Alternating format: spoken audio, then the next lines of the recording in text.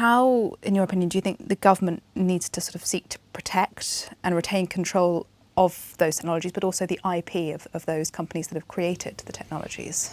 Well, look, it's very important to understand one thing, which is that the difficult part here is having the expertise in the country in these areas. And the UK, through public policy over many years, has done incredibly well. We have the most fantastic science base in the UK. It's second to none. We lead the world in making inventions and discoveries in these areas, and we have the very best people. So that part, which would be if we were having this discussion in another country, would be what we'd be talking about, is done. We have the difficult bit. What we've got to do is realise that once we understand that this is strategic, we have to take a different approach to the next part of that, which is how do we convert that into economic impact? How do we convert it in something that optimises our public services and creates world influence and the ability to have some muscle in the world and be listened to? And that comes much more down to how we go from the lab to the corporate world. And that's where we've lacked in the past. Some of that has been an understandable belief that the market can sort things out and free market decisions, which in generally are a very good idea. But every so often there comes along something which is very strategic that we need to take a slightly different view of. And that can actually be a technology, it could be a company, or it could even be a data set. The NHS, for example, has amazing data sets. Well, how do we use those? Do we just give them to anyone in the world that wants to create something? And if we do that, on what terms? And it's that strategic thinking which is about moving Britain into this next era. And that's what we've got to start to do. The world is obviously changing very rapidly. You've talked about the concept of sovereignty before. How would you say that's changed, and how does it look in the 21st century? I think this is the area that we have perhaps the most important debate to have. So sovereignty was very easy back in the 1920s when you had an ironclad battleship and you could go out and rule the waves and all that sort of thing.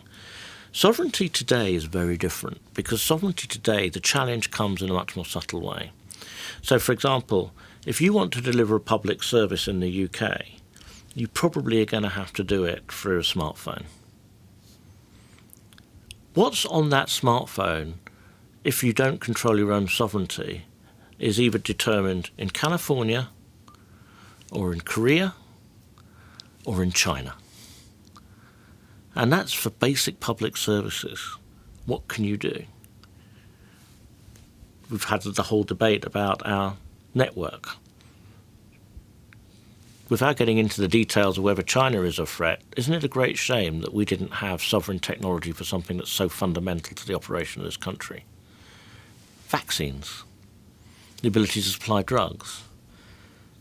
It's crucial that we have the things that we have to defend, but we also have to have the ability to have the opportunity.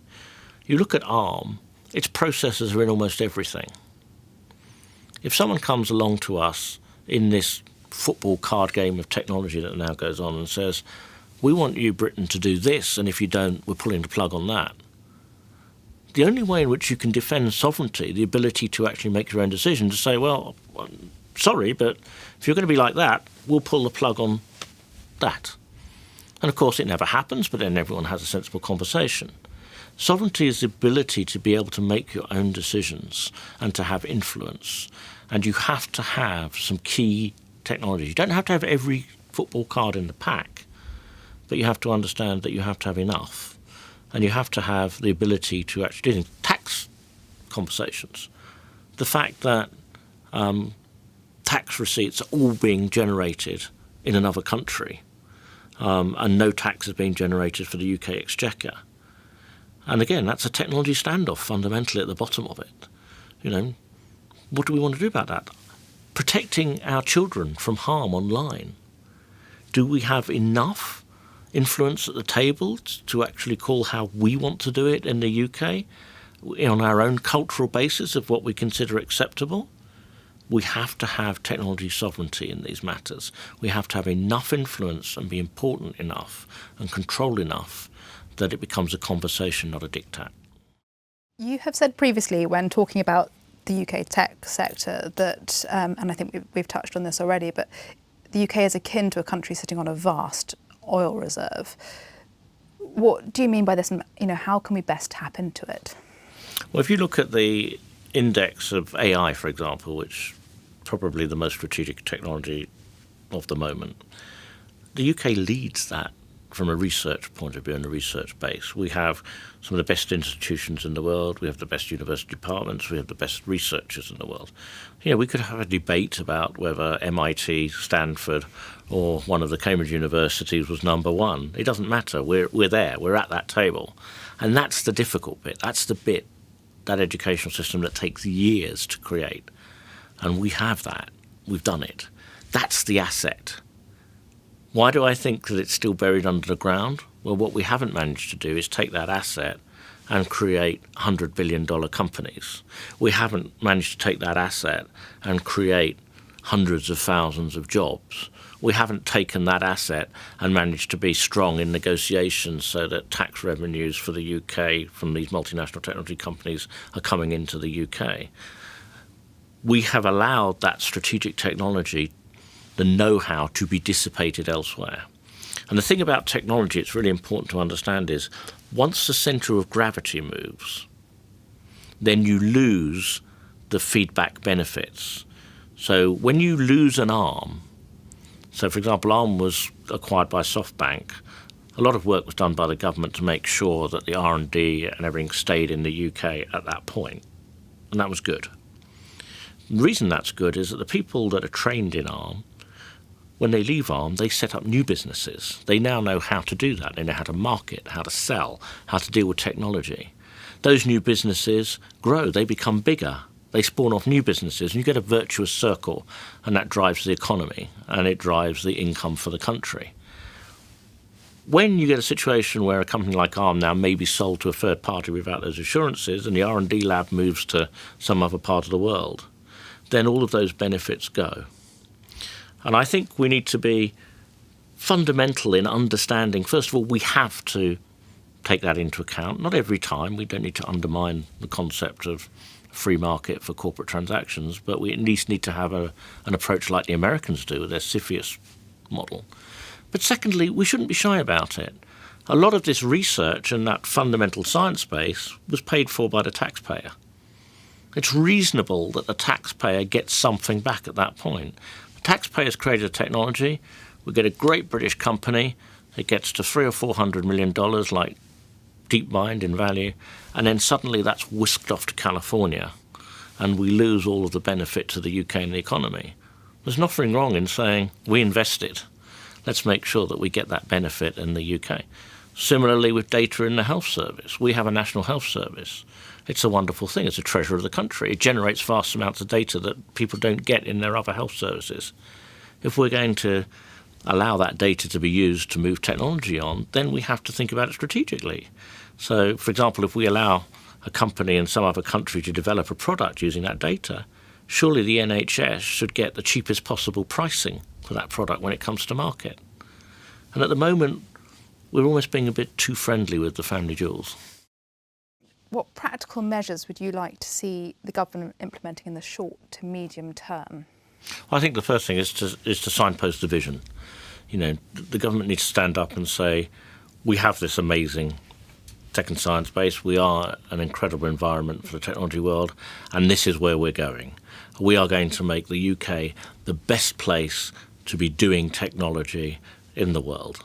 And we're going to do that by addressing many of the other aspects that a government can, because we're in a position to have that freedom and we're forward-looking. Things like the regulatory framework is going to be optimum for these new technologies, not going to be based on historic situations, that we're going to welcome the highly skilled in to create businesses, that we're going to make sure that the funding environment here for these kind of technologies is highly advantageous. And what we're going to do is state this as a strategic direction. Once that is done, then I think a lot of people are going to want to see what's going to happen, but that's important because you allow them to hold on. What we need to do is make sure that people that are mulling where their research lab is going to be, is it going to be in Europe, is it going to be in the US, is it going to be somewhere else, they now have an option to think about where the UK is going and why they would miss out on being here. In terms of, there's a whole series of policy interventions once one takes that decision. So if we look at the most fundamental problem at the moment, is we've been incredibly successful now in our science base. We've created some great startups and scale technologies. Let's get those to be very large businesses in the UK. And that's about getting the UK capital markets to work for those kind of businesses. It's incredible in the modern world that we don't have any high-growth software businesses listed on the FTSE 100. We can't go on like that. We have to fix that. But there's an effect there where, for example, the FTSE 100 manager will have no experience of software businesses. And so you get a negative circle developing. There are a series of policy interventions we can do to break that, which would be relatively straightforward and not require significant amounts of money. Some of those would be to do with how we actually get research available for those fund managers to kickstart things. Other areas would be how we change slightly the regulation around asset classes for things like the insurance industry, and also how we brand that. Those changes can be done. They will move things forward quite quickly, and it's a virtuous circle. One or two of those companies getting onto the FTSE 100, and then the thing takes off by itself, because you can't afford to be a fund manager who doesn't understand that when those companies are there, because you will lose out to your competitors. If we look at other areas, how do we get the companies that we do have that have gone to be startups, how do we get them to really get out there and sell? Well, we have to kill this zombie effect. We have to look at Innovate UK and make sure that whilst it's very open to allowing people to create great products and prototypes, fundamentally you cannot be an Innovate UK zombie. So we need to change the basis there so that after a while you have to show that you're producing a product. Even if it's not being very successful initially, that's okay, but you've actually done it. So that's an example. Research councils, make sure we have the right mechanism for killing things. We're great at starting them. Let's kill some things. There are technologies that we fund because they were big in the 60s. Well, it's done. There are much more interesting ones to do. So we need to have a slightly different approach there. And we need no longer to be squeamish about the idea that if the taxpayer is funding research, we certainly should protect blue sky research. But it's reasonable for us to ask the question, you've done this amazing thing, what can it be useful for? And the government started this very successfully when it tightened up the REF systems so that universities had to say what the impact of what they were doing were. Let's carry on with that. Let's not be squeamish. If we actually look at other aspects of universities, at the moment, sometimes every university has a different mechanism for getting IP out into a corporate. Why? Some of them charge ridiculous royalty levels because they're trying to recoup money for the university, but they kill the possibility of a deal. Others, for a 70k startup, want to do 100k of legal fees. This should be one-size-fits-all, mandated by the government, standard contracts, so that you reduce the friction. If someone wants to take something out of a university lab and make a company and employ people in the UK, and perhaps ultimately a world-class business, there should be no parochial friction because some university chancellor thinks that they can make a little bit more money by negotiating and wasting vast amounts of money on legal fees. Let's make it frictionless. And if that money from that success comes back into the universities, that's great. But these are all little examples. Another crucial one, how do we make the technology, the UK the technology place to be? Well, regulation. Let's see a regulatory framework which acknowledges modern personalised medicine, that isn't based on cohorts, that does allow more risk-taking, for example, when people have terminal diseases, so that personalised medicine can move forward in these very difficult situations. Autonomous vehicles.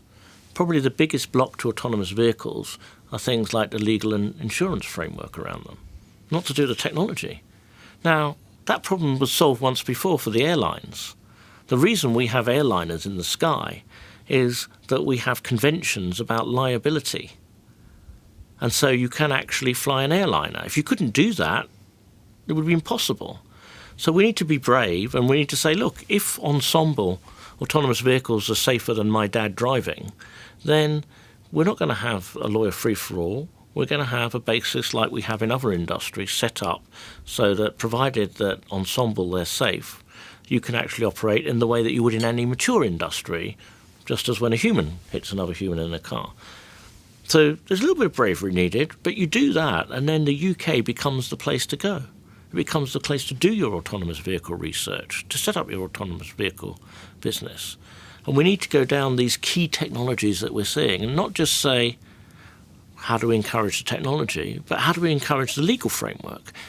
Privacy is a key issue. How do we create the right balance to allow technologies to be used? On the one hand, we have to protect, for example, in the NHS, patient data and the confidentiality of patients. But on the other hand, if we use that data, we can save a lot of lives and make the NHS much more efficient. Well, we need to be prepared to come up with opt-in schemes for people. Most people in this country, actually, when you give them a proper explanation, are happy for their information to be used to save people's lives. So there's lots of little things, and it's a question of bringing it all together. So this is all part of a strategy which is about the UK is going to be ahead in these areas, and it's going to be the place in the world you come to do these things. You touched early on there about sort of our preeminent science base and how advanced it is in the UK. So looking at that from a curriculum perspective, what does the UK need to be doing to ensure that we retain that advantage? Well, I think it's very important to say that there are things in the modern world that are more useful than others. Now that, some people would fall off their chair if you said that. You know, the idea that we shouldn't be training lots of people in, reading ancient languages, and somehow that's not as worth as much to the UK as an engineer, has for a long time been this sort of carved in stone concept. It's utterly wrong. The taxpayer is paying for this. Now, whilst I would still want to make sure we had some people in the UK studying defunct languages, what we need are people who actually have skills. And the trick here is to understand the definition of skills is very broad. Okay, we're not just talking about science graduates, we're talking about arts graduates, but we're talking about people that are doing skills which give them abilities for the modern world. Some of these things are generic. You know, you can look at a history curriculum from a point of view of understanding risk. You know, when you look at great historical events and the decisions that leaders had to make, Churchill was weighing risk. He was doing it in various ways. How do we look at that? I would love to see a history curriculum which was about what risks were being weighed when this decision was made. Were those decisions made on a rational basis, even if they turned out that the dice went the other way? That way, you'd have people who had a curriculum that was preparing them for a modern world where it's about risk and probability and subtlety of decision-making. So again, we need to understand where things are going, and we need to realise that the world is changing. You've had tremendous success in the UK, building several world-leading tech companies, Autonomy, Darktrace. What advice would you have for entrepreneurs who are starting out now or in the early stages of building tech companies that find themselves confronting some of the issues and challenges that you have encountered in your career? Well, I think the government's done a great job in solving a lot of those problems. So when I started, first of all, the idea of being an entrepreneur was slightly dodgy, and you really wanted to go and work in a bank because they were all the good things happened in the bank. That's all changed now. Similarly, the idea that you were going to start your own business was also something that was not expected for 20-year-olds to do. That's all changed. We have an amazing startup culture. We do have funding for it. Everyone always complains they'd always like more, but actually there's good funding for good ideas in the startup world. And now we're starting to see great companies. I think from a point of view of the young entrepreneur is realise why Britain is actually the great place to do it. I always have done all of my R&D, despite having multinational companies, in the UK, because you get the best people here because of that science base. They're very loyal, and you can actually get long-term stability and build amazing products. So actually this sort of idea that Silicon Valley is the place to do things, disastrous place to do product development, because everyone changes their job every 30 minutes chasing the next unicorn, and you don't have access to the same level of people that you do here. So there are big advantages about being here. And I think what the way that the government should be thinking is how to increase those advantages. Britain now, that we are free of European regulation is in a situation where it can go its own way. And it can move much faster, and it's generally much more forward-looking than its European partners were about what it takes to move to the next generation. We were just talking about medicine. Regulation in medicine is all built on cohorts. The idea that if we give this to 100,000 people, what happens? Modern medicine is about personalised medicine. It's about just you. There isn't 100,000 of you. So that is definite. That's the world's changing, and it's going to big impact for patients and for health services. We can move so much faster in creating a regulatory framework that understands the future and isn't bogged down by looking in the rearview mirror. And these are the sort of situations which I think entrepreneurs over here can take advantage of, that ability to do that. We can now get up to the $300 or $400 million market size. And what I want to make sure is by the time the people that are starting their businesses today have got them up to $300 or $400 million, we in the UK have everything right. And we say, stay here, list. I want to see a $20 billion company in the UK. I want to see all of that tax receipts coming back to the UK. I want to see all of that training going on in the UK. I want to see the supply chain employing people who aren't technical for those companies in the UK. And then I want us to have a seat at the top table when it comes to the technology discussions that go on in the world. That is what we need to make sure. And we can do that. We have time.